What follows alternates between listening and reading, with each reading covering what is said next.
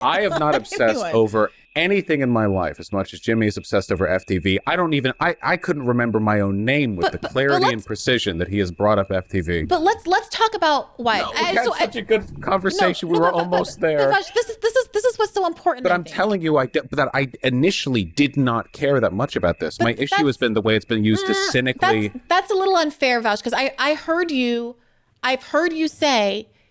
criticize the strategy as not effective, not smart strategy, in ways that are completely undermined by what we saw happen with the conservatives 2 weeks ago.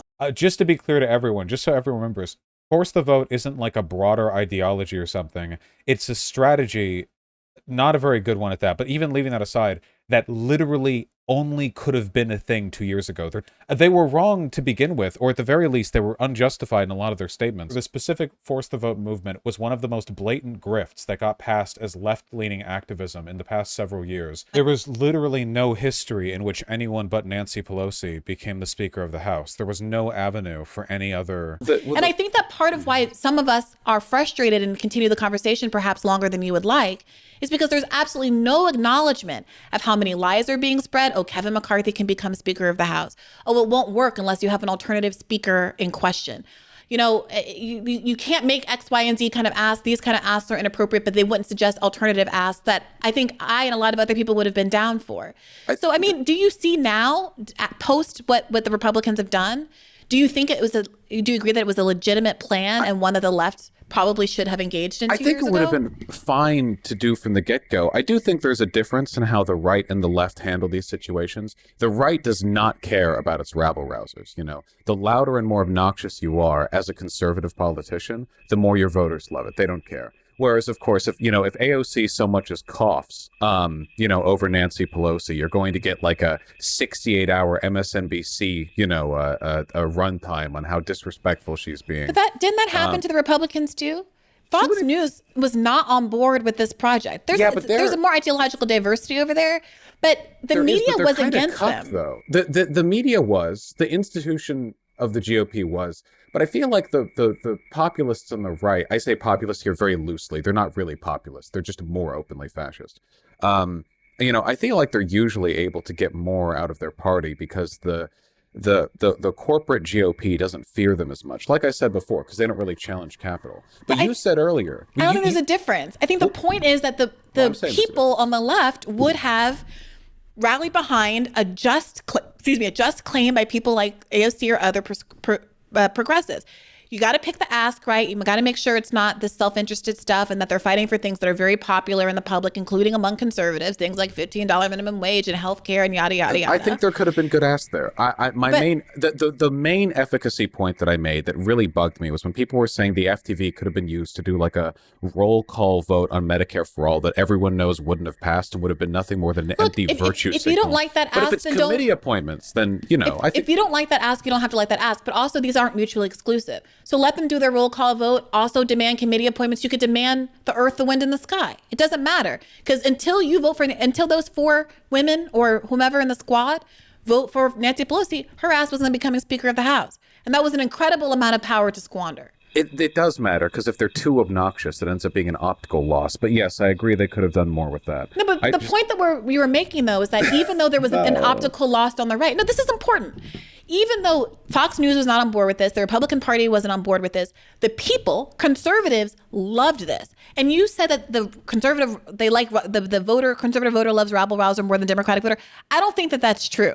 I think that there would be a lot of excitement and energy among the people if you saw someone actually fighting for you in Congress. Why do I believe that? Because that's been the entire repeal of Bernie Sanders in 2016. But they voted for Biden, the least rabble-rousing human in history. For the reasons that you just described. You know perfectly well why they voted for Biden. Because Democrats are cocked, because they're small-brained bitch baby liberals who wouldn't get out of bed each morning if they weren't told to the previous day by MSNBC. Who else were they supposed to vote for? Vaush? Bernie dropped out and immediately endorsed Biden, so Biden was the candidate. Biden was the person that they sort of cajoled behind institutional support for in the primaries. So who were they supposed to rabble-rouse behind? Well, there was nobody. That's my point. There's never anybody to rabble-rouse. But that's my point. In the primaries, won't do it, Democrats don't do it. In the 2016 primaries, Donald Trump came in the, maverick or whatever, the underdog, and then he screamed and shouted and insulted people all the way up to the top. Republicans love that stuff. It's gladiator sports to them. I respect it, frankly. It's better than what we have. Unfortunately, the average conservative is stronger emotionally than the average liberal when it comes to their propensity for watching politicians duke it out. So I genuinely think... That's the claim that I'm disagreeing with right there. You think liberals are better at that? I think that there is an appetite for seeing people within the Democratic Party fight for the interests of working people among Democrats, just like there is among Republicans. However, you never get to see it tested, and it's never really encouraged because the Democratic Party, you saw this with the force the vote moment last week. The Democratic Party prides itself on solidarity behind people as evil as Hakeem Jeffries, who spent the last 2 years trying to pass law, not like laws, but rules within the Democratic Party that would keep progressives out of office. Raising money with Josh Gottheimer and Terry Sewell in a super PAC to try to keep more progressives from getting into Congress. Blacklisting vendors who had the audacity to set up lights for or cater a progressive candidate trying to get into Congress. Congress. Give a shit. He's civil. He's got a smile. Exactly. And despite him doing all of that, all the people that he's attacked for the last 2 to 4 years or whenever this progressive thing started in 2018, clapped for him, cheered him on as an amazing poet as he did that corny acrostic, took selfies championing how much they were all in line behind Hakeem Jeffries. And to me, that's the most dangerous thing. As a leftist right now, that is the exact kind of solidarity that I feel like is our job to be breaking up and attacking. And I don't think it causes Republicans to win by asking the left to fight as hard as the right is going to fight. If it doesn't in any way assist the Republicans, then I support it. I will say I have some trepidation. No. I swear to God, my issue is mostly with how it was handled. Principally, the idea of extracting concessions or at least arguing over committee appointments, I'm okay with. The problem that I have is that there are a lot of people on the social media space who have very cynically used it as a flux point to attack the squad and define their entire identity by being the left, but not like that. And then they go on and spend like their entire lives, therefore, being the left who's anti this. No. We know I don't disagree. I just have to say that I disagree, but go ahead. I don't think that's a fair criticism, but go ahead. Okay, well, it's a tendency that many have claimed has happened. Anyway, I have an issue with how it's been used. I don't think the squad's perfect. I think they've made plenty of mistakes. I mean, God, that AOC, I don't know what kind of toenail screwing Pelosi was doing behind the scenes, but that vote on the Iron Dome shit, you remember that?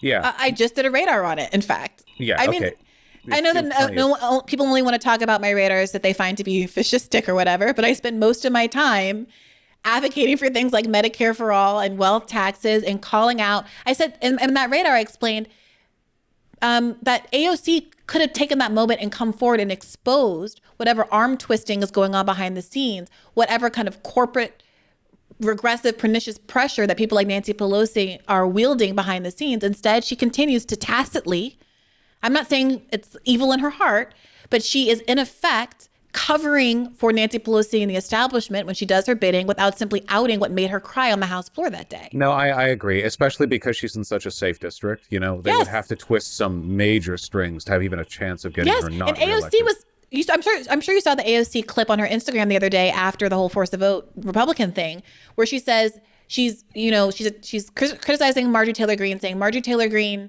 was in a she's criticizing Lauren Boebert, saying Lauren Boebert was in a almost lost her seat, and somehow that is why it's good for me not to have done force the vote.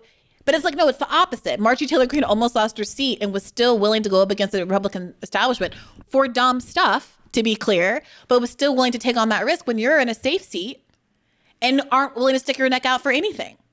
I mean, that's the whole problem. Go ahead. The main point that I'll front here, and something I'm really interested in seeing, is what would happen if you had a lefty, or at least a populist, in the Democratic Party who was openly antagonistic to the machinations within the party. That's what we want to see. Bernie Sanders was a real nice guy. I love him. AOC, the rest of the squad, they're clearly keeping quiet to an extent. I'm sure, now this is just standard politics, right? Like every political party to some extent has to twist people's arms behind the scenes. That's literally the point of a political party. It makes sense. But obviously this is going beyond like standard, like grouping people together, and it's gone into more extensive, like ideological constraints. Mm-hmm.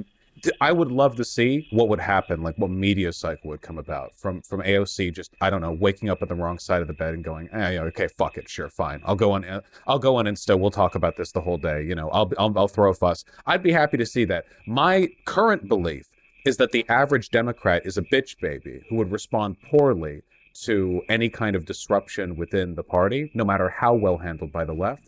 But I think that's true. If that was challenged, if it was improved, if I could believe there was a positive outcome, because that's what I'm in it for.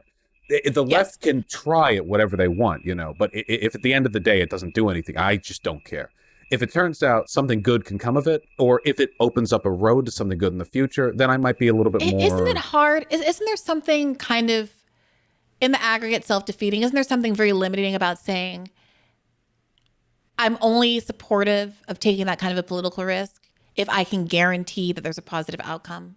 Look, I completely get wanting to calculate that there's a likelihood maybe of a positive outcome, but this is, I think, where people like Jimmy Dore, I'm sorry, are coming from. I didn't say it. Jimmy didn't say it. AOC said that she'd rather be a one-term congressperson than abandon her ideals and stop fighting for the things that she thought was so important. AOC positioned herself as someone, and Kyle Kalinske says this all the time. He's there. He's part of the Justice Democrat effort, that brave new, whatever, that got them all elected. So if he says the point of why we fought for them to get into Congress was for them to do exactly that. So for them to not then be doing that, honestly, they should be doing that regardless of whether or not there's a positive outcome. I mean, they should obviously be trying for a positive outcome, not just randomly throwing rocks. It would help if they'd give it a shot, Right, but and this is, so again, I don't necessarily, I don't necessarily obviously take the You're calling me a cuck again. How am I doing that? No, I was just because you're not willing to take a risk. I do get it, by the way. I'd be much more open to experimentation if I wasn't so concerned about the I don't know, the death camps or whatever. So, but broadly, I agree that it's you need to experiment to some extent because there's no safe way forward. This is what is so frustrating. I feel like I'll just speak for myself and not other members of my side of the left. I feel like I have gone out of my way as someone who was, especially 2 years ago, very timid in this space, not someone who has a long history in politics, willing to defer to the opinions of a lot of other people. I've spent 2 years having union organizers and journalists and elected officials and historians and novelists and musicians and old people, young people, everyone in the world on my show trying to vet these ideas. I'm not someone who's just like, oh, I think I know the right thing to do. I have instincts. I have good, what I think are above average analytical skills, but I don't know the right answers to things.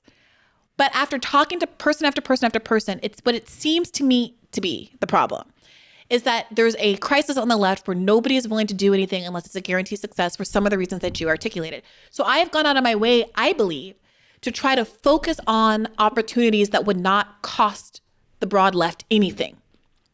That's why Force the Vote was so crucial. Because whereas sometimes you hear liberals arguing, you hear Democrats arguing, well, and AOC argued this in her little clip recently. Sorry, that was patronizing. AOC argued this in her clip recently. I'm sorry. I don't mean to. I'm sorry. She said, Republicans, it's easy for them to hold stuff up because they don't want to get anything done anyway. But Democrats want the legislation to pass, so we can't force we can't hold folks hostage in the same way. Now, me, I'm the one who would abolish the FBI, so I would burn it. I would take the risk and burn it out. But even if you're not me, and I respect that most people aren't, Force the Vote.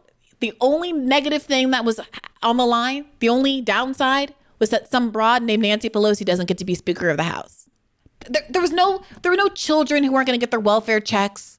No one was going to go hungry. Nobody was going to be evicted.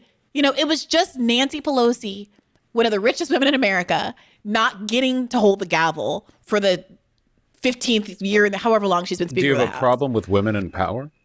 When they're named Nancy Pelosi, yes, 100%. So do you see what I mean? And my same thing with the 2020 stuff. It's like, fine. You don't want to vote third party? Fine. But at very least, can we be cool? Can we try to bluff a little bit and try to get a little something for our votes before you bend the knee for Joe Biden? Bernie dropped out in April. The election's in November. Can we wait till July before we all pledge fidelity to Biden for the rest of our lives?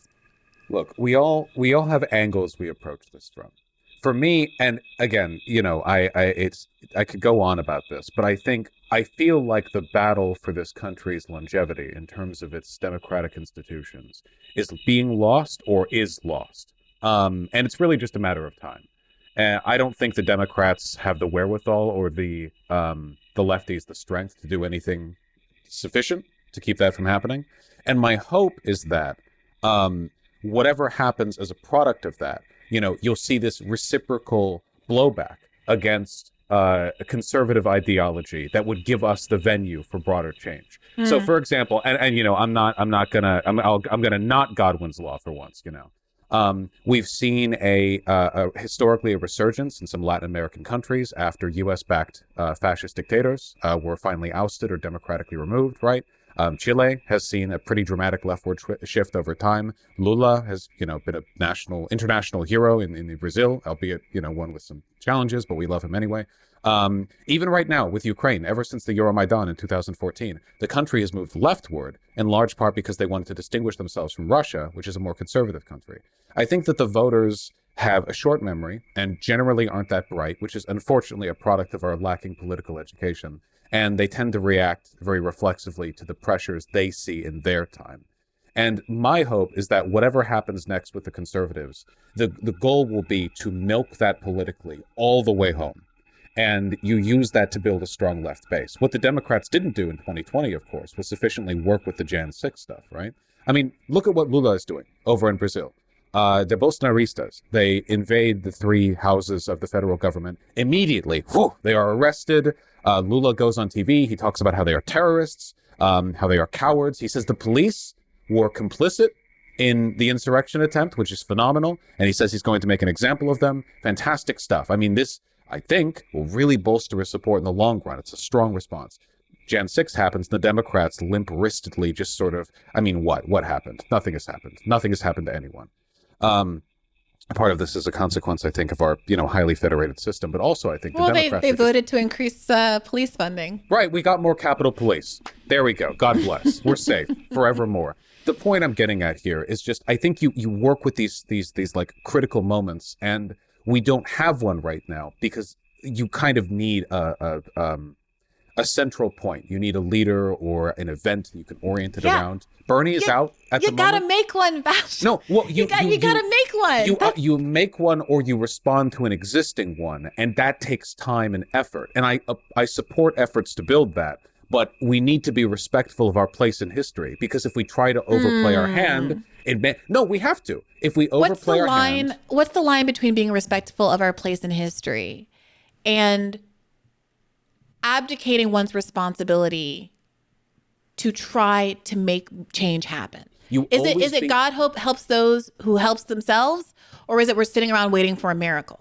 No, you always be active, but you have to be active in the right direction. I'm very defensively oriented at the moment. Well, that's the thing. Not, mind you, by choice. I'm sorry, but that's why force the vote is an issue, because we don't get many opportunities, and that was one, and half the left chose to bury it. But this is what I mean with it keep coming up, because that was years ago now, and I'm here today. No, it was 10 days ago that we had a validation. That was their force the vote, right, not but ours. It's front of mind, and it happens again and again. I can go through a bunch of other examples.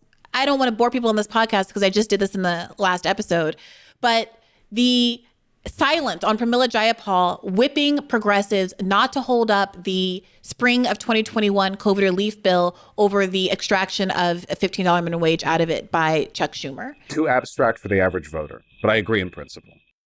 The average voter, we're talking fish IQ here. We got to rattle their little goldfish bowls. We got to shake them up, I think that we obviously disagree about this. I think that we coddle the public. I think that we patronize the public. I think that we don't respect our voters. I think the voters know that they should deserve a $15 minimum wage. I think that they can understand the parliamentarian is a position that is not elected. They can be fired. Their advice can be ignored. And the Democratic Party chose to turn a 50-vote situation to a 60-vote situation so they wouldn't have to pass a $15 minimum wage. 20% of voting Americans at most know what the filibuster is. 5% the parliamentarian. And whose fault is that? Oh, no, I agree. I'm just saying, working with the environment we're in right now, it's pretty tough to sell them on the nuances. But Vaush, if people never make that argument, that remains the case forever. No, but Republicans have all become experts on the IRS in the last 2 weeks because Republicans decided to make it their issue. Again, the political education here is lacking severely. And this is one of the big issues I have with Biden. Actually, it's the main issue. God's honest truth. I don't give a damn about all the bad policy or whatever. I expected this from him. You know, I expected him to be bad. I don't really care. He's been marginally better than I expected, which was bad. Great. The main thing that bothers me is that the Democratic Party is voiceless, utterly silent. Every moment of every day, if you, as a Republican voter, want to hear what the news is on your party or what thing you should be angry about or which minority group you think is ruining America, like, you can go on... Which color M&M? Which color M&M is ruining America? Which color M&M is grooming your children into being transgender? You can go on any number of sites or talk to any number of people or look at any number of politicians, and they are keeping you up to date. For Democrats, this isn't the case. AOC does better than most with the Insta feed stuff. Sure. But even that's like the bar, right? Like the fact that Biden is virtually silent means that there isn't a unifying voice like we had back with Bernie for a long time. Sure. He's just too old now, you know. But that's what I mean about creating these moments. You know, it's not about being passive or anything. It's just I feel like we're in a really rough position right now. So I agree, but I just want to. I know this seems like such a small point, Vaush, but like when I just said the thing about a $15 minimum wage, like fighting over that, or like fighting over the bifurcation of the Build Back Better bill or whatever, your instinct was to say, okay, but the voters aren't going to understand it anyway. The specifics of that situation but wait are a bit. So you say the voters aren't going to understand it anyway. I say, well, that's part of the project that's the politician's job, is to make them understand it and to bring these kinds of things up regularly enough so they get to understand them. And you seem to agree with that. But in effect, I would just put to you humbly, I would put to you that the effect of constantly pivoting to, well, no one's going to do it. Like, it comes off as an excuse for why people shouldn't act. And over again, I've noticed on the left that there is this energy that says, well, things aren't going to work, or things are going to be hard, or the first time we try this, it's not going to work, so we shouldn't do it anyway. That ultimately serves to absolve the few kind of progressive people we have in Congress of doing anything at all. And I think has the effect of stymieing movement energy. Okay, I don't disagree with that. Hey YouTube, thanks for watching. Just a reminder that this is a podcast. You can catch an extra premium episode every Monday for $5 a month at patreon.com/badfaithpodcast. That's patreon.com/badfaithpodcast for $5 a month, an extra episode every week. Additionally, please do consider liking this video, subscribing to this channel. It helps us out. It helps independent media beat the algorithm. We appreciate you. And as always, keep the faith.